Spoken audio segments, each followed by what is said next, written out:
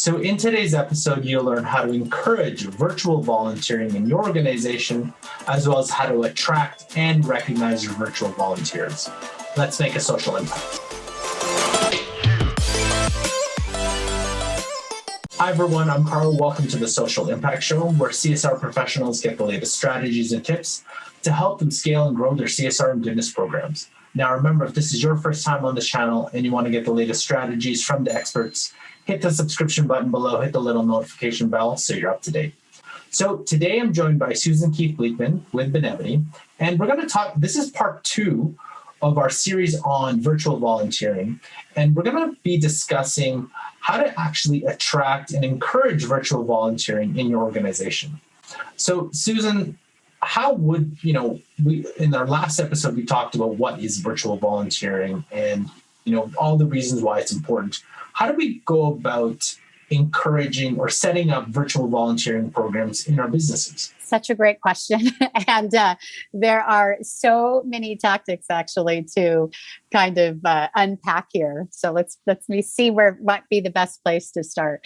I think really there are two key aspects, and then I'll focus on some smaller tangents from that. First, you're going to want to sit down with your organization and make sure that you have that support. That support to, as we had talked about earlier, expand that definition of what it means to have impact, so that people aren't fixated on sort of a traditional volunteering means this, but the fact that you can do a lot. And part of that organization support really starts from all of the key teams in your organizations. Because what we're finding with these virtual volunteer activities is they drive a lot of business initiatives in addition to helping out in the world and helping things with your causes. So I would say first to sort of sit down with your other teammates and stakeholders, sit down with the head of HR and talk about the talent retention and talent acquisition programs that are going on, the diversity, equity and inclusion and belonging goals of the company, the sustainability. What are the things that the C-suite is focused on right now? And how can you create these virtual volunteer opportunities that actually expand your program and help to drive those key initiatives? And one of the things that I've seen people do really successful, because for some people, they're like, they've got, their senior executives are on board. They love the new ideas and they're ready to go. And for others, it might be, a little bit scarier. You're wanting me to do what? So in those cases, I would also say, don't be afraid to pitch some things as a pilot. Say, these are some key initiatives that we're looking to do. I think we can engage a lot more people if we do some of these virtual volunteer activities that are going to help them learn, gain awareness, and work in this hybrid force. If you have a global organization, you need to be hitting on that key of inclusion. If you have only invited a portion of your company back to the offices, or people are doing, Monday through Wednesday and Tuesday, Thursday for other folks, again, sort of position this as a way of, hey, we're all entering a new workforce. Let's redo the way we do volunteering. So I think that's the first thing that's really key. The second thing on virtual volunteering to make it successful is you want to focus on creating experiences. So you need to build these opportunities in a way that for your employees doesn't have it feel like I'm virtual and by myself and I did something 30 minutes outside of here and it's not connected with anything else. You want to let employees become the storytellers of these activities that they're doing. So how can you create an opportunity for them to share their stories with one another and sort of encourage and empower that? Because that's actually going to motivate others and it's going to drive further participation. So I like to say it as, think about that magic sauce when you volunteer. And how can I bottle that up in this digital world to create that same thing? So if you have Slack, start a Slack channel. That's the latest, virtual volunteer activity. Encourage people to capture photos when they're out, and upload those to share. Think of, if you're having a town hall, get that CEO involved in sharing what people are doing, spotlight them. So that's the other thing that I think that's really key is, or compile video clips of all the things that people have done around a theme and share that at some of these key events. You also want to do things like offer fun contests and rewards that are going to get people excited. So think about your organization and your C-suite and the strategic business goals and what you're trying to accomplish for causes, and then really focus on the individuals, your employees, and how do you make this engaging and exciting for them. When you talk about, encouraging or starting a program, what is it similar to workplace giving programs where you're identifying those key people who, are more likely to volunteer or more likely to lead people to volunteer? Is that usually how you start? Carl, you always ask the best questions. When I mentioned that I had some tactics, you were in my head. So sort of, again, when I was thinking of the level of the organization and the employee, then you are spot on. That is exactly what you want to do. And in every organization, you have champions. So for some folks, they might have that formal ambassador program, right? That's the first, if you have that, that's the first place you're going to want to go. Go to those ambassadors, find out what they think would be exciting. And if you don't have, look for those champions. You and I have talked a little bit about how you can look at your program data to help point you in that direction. Who's doing some innovative things? What are the causes and experiences that are encouraging people? The other part is engaging. If you have an employee resource group, oh my gosh, that is the best place to go because that is already an energized group of people.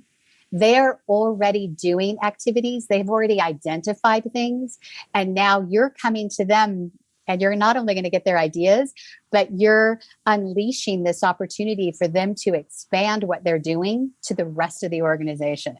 So I have found that when people go to those already defined teams, they're blown away by the creativity and the stuff like this gold that is just, sitting there for them. And what is the role of company leadership in setting up virtual volunteering programs? Do you need their participation to show everybody that this is something that it's important to the business, or is it more grassroots and eventually we can include leadership into it? It can definitely be both, but it is so powerful when you can get that senior executive who participates. You know how I was just sharing with you ideas of how you kind of want to capture this new digital world and you want to find ways to express that experience that I did, outside that you weren't a part of with me, but I want to bring it home. Imagine how powerful it is when you have a CEO who's a part of that video clip, or who sets up a friendly competition to say, this month, I'm going to give, X amount of hours and, virtually volunteer for this cause. And I challenge you to do X, Y, Z. I mean, that's phenomenal. The grassroots part, though, is really crucial as well, because you want to be tapping in to those passions that already exist.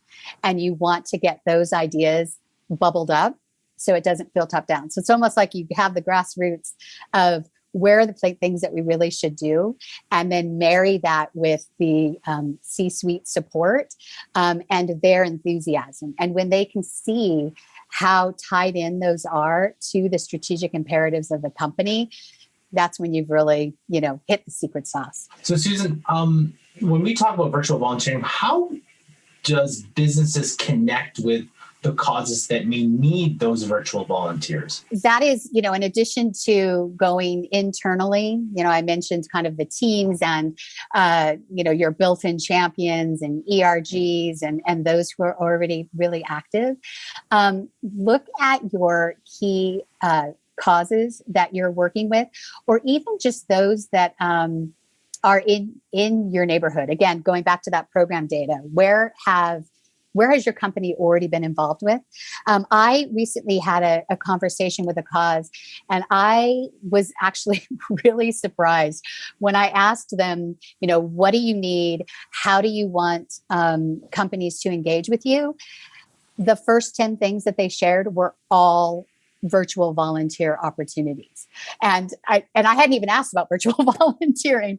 So, they're like, you know what? We need somebody who knows Salesforce and can help us with our contact management. We have this administrative need, this IT need. We need a finance person who can help us, run some of this analysis that we're looking to do. So the first things that I was just really surprised at. So your causes are an absolutely great source of inspiration, of ideas, of how it's going to be meaningful, impactful for them.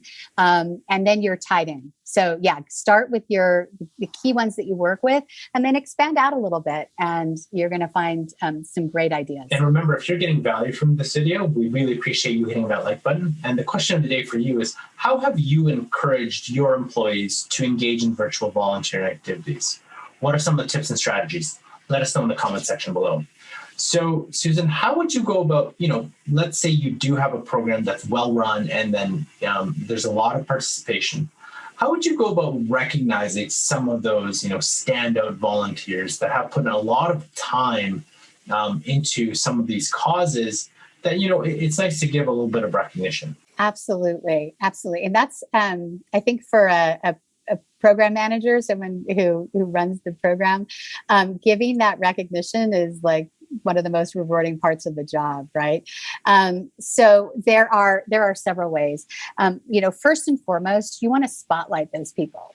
So when we were talking about, even capturing photos or video clips, or what is the role of your senior executive, there is nothing more powerful than if you're having a town hall meeting and the CEO actually recognizes those people who've been leading. In your own solution as well, there's opportunities for you to promote those people in the dashboard. Put them in charge of helping to create the next opportunities. What do they want?